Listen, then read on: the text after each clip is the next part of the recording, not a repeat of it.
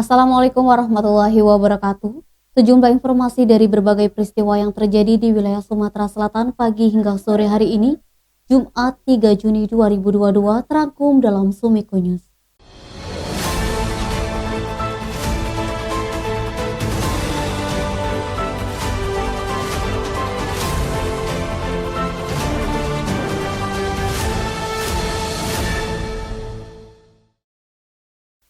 Astari 63 tahun beserta 6 anggota keluarganya menjadi korban penyiraman cuka parah oleh orang yang tidak dikenal. Kamis 2 Juni sekitar pukul 19.30 waktu Indonesia Barat.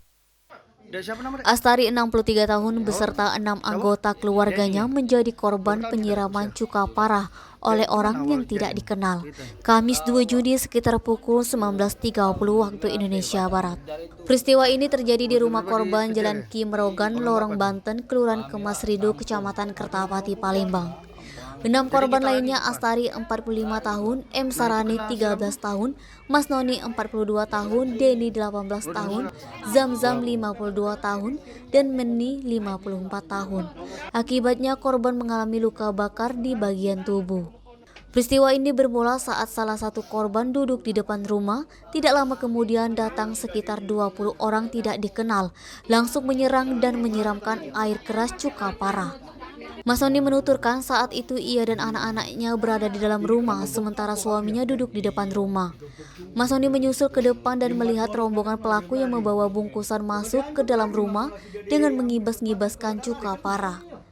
Kasat Reskrim Polrestabes Palembang Kompol Triwayudi membenarkan adanya kejadian tersebut dan akan menindaklanjutinya.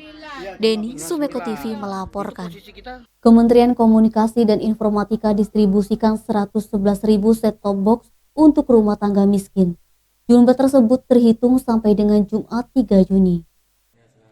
Kepala Dinas Kominfo Provinsi Sumatera Selatan Ahmad Rizwan menghimbau masyarakat Sumsel segera beralih dari TV analog menjadi TV digital melalui pemasangan set-top box. Masyarakat umum dapat membeli set-top box dengan harga terjangkau sekitar Rp200.000. Sementara masyarakat miskin dapat bantuan dari pemerintah yang terdaftar di Data Terpadu Kesejahteraan Sosial.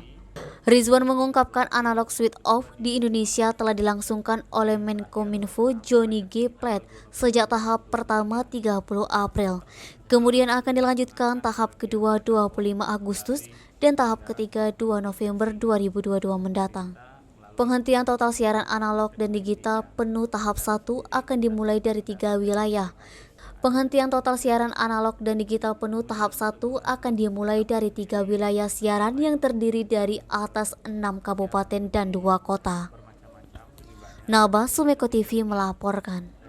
Kawasan Kompleks Perkantoran Terpadu Tanjung Senai Indralaya akan menjadi lokasi eksibisi berkuda pada Festival Olahraga Rekreasi Nasional 6 pada 1-7 Juli mendatang.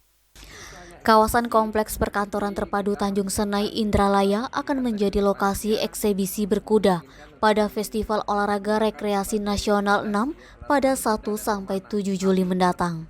Eksibisi berkuda ini merupakan tambahan dari 2 cabang lomba yang sebelumnya sudah dipastikan akan berlangsung di kawasan KPT Tanjung Senai. Ketua Komite Olahraga Rekreasi Masyarakat Indonesia Kabupaten Ogan Ilir Zaitun Mawardi Yahya kepada wartawan di kantor Bupati Ogan Ilir Jumat 3 Juni mengatakan pelaksanaan eksibisi berkuda pada 2-3 Juli bertempat di depan kantor Bupati Ogan Ilir. Peserta yang mengikuti eksibisi berkuda diprediksi 200 hingga 300 orang. Bupati Ogan Ilir Panca Wijaya Akbar mengungkapkan, Pemkab Ogan Ilir akan mengerahkan seluruh kemampuan untuk mensukseskan Fornas 6, khususnya penyelenggaraan cabang olahraga yang digelar di Ogan Ilir. Pemkab Ogan Ilir akan merenovasi sejumlah fasilitas seperti toilet yang bisa dimanfaatkan peserta, ofisial serta warga yang akan melihat langsung lomba layang-layang, tembak airsoft gun, serta eksibisi berkuda di kawasan KPT Tanjung Senai. Eti, Sumeko TV melaporkan. Pembangunan tol Trans Sumatera Palembang Bengkulu bakal diundur. Jadwal pembangunan sebelumnya direncanakan di tahap kedua tahun 2022. Terkendala dana, pembangunannya diundur ke tahap 4 tahun 2024 mendatang. Pembangunan tol Trans Sumatera Palembang Bengkulu bakal diundur. Jadwal pembangunan sebelumnya direncanakan di tahap kedua tahun 2022. Terkendala dana, pembangunannya diundur ke tahap 4 tahun 2024 mendatang. Tol Palembang Bengkulu meliputi ruas tol Palembang Indralaya, Prabumuli, Muara Enim, Lubuk Linggau, dan Bengkulu. Dharma Budi, Asisten 3 Bidang Administrasi dan Umum Pemprov Sumsel mengatakan, dana awal pembangunan tol Sumatera diprediksi sebanyak 560 triliun. Namun hingga saat ini dana untuk pembangunan keseluruhan tol tersebut baru tersedia 95 triliun. Ada kekurangan sebanyak 456 triliun. Edi Handoko, Sumeko TV melaporkan. Kasus hilangnya putra sulung Gubernur Jawa Barat Ridwan Kamil, Emeril Khan Mumtaz, mengundang simpati Gubernur Sumsel Haji Herman Deru. Deru ikut mendoakan dan berharap ada kemukjizatan Eril bisa ditemukan.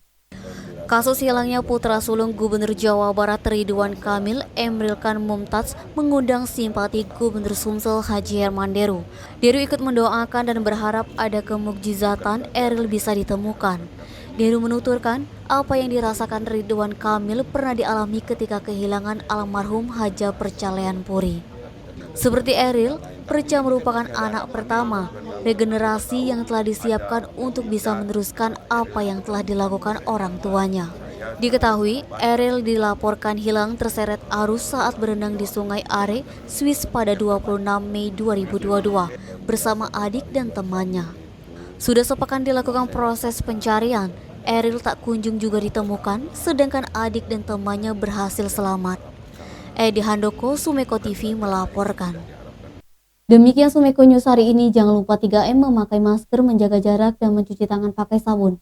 Wassalamualaikum warahmatullahi wabarakatuh.